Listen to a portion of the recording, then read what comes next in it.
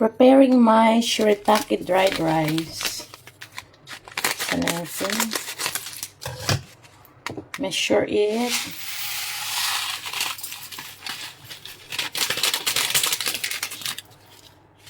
Kung gaano karami yung rice, ganun din karami yung water. So, ito yung aking bowl. Dito rin natin ilagay yung hot water. Just boiled.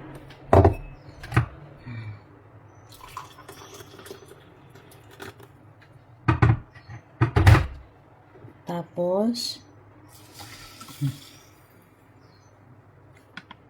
takpan.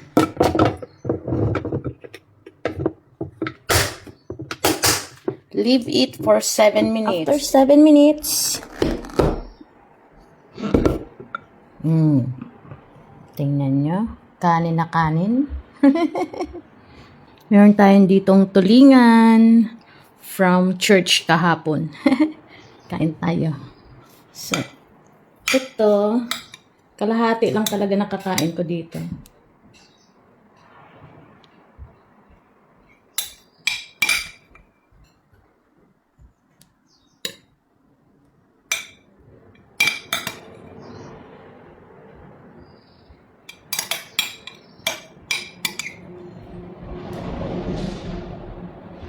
Yung 100 grams na niluto ko, yan ang natira. Kalahati lang talaga nakakain ko dito. So, tipid pa rin. Kain tayo, guys. Sharing my, brunch.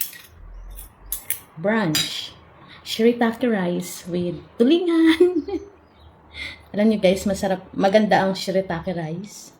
Kasi napansin ko, simula nung kumakain ako nito, yung sugar ko ay hindi gaanong tumataas. Kaya, nag-maintain ako. Yun nga lang, kailangan mo talagang bumili sa Amazon ko to binibili.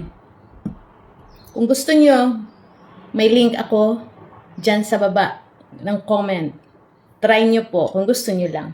Shirataki rice. Thank you, Lord. Bless this food. Ito, try natin. Ang laki. Shirataki, wala siyang lasa as in. Parang tubig lang as in. Tapos, yun nga, yung texture niya is rice na hindi mo hahanapin yung normal na rice na niluluto natin.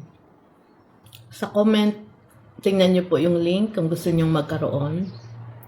Mura lang din naman. Tsaka matipid din siya. Yung 100 grams na niluto ko kanina, 2 kain ko na.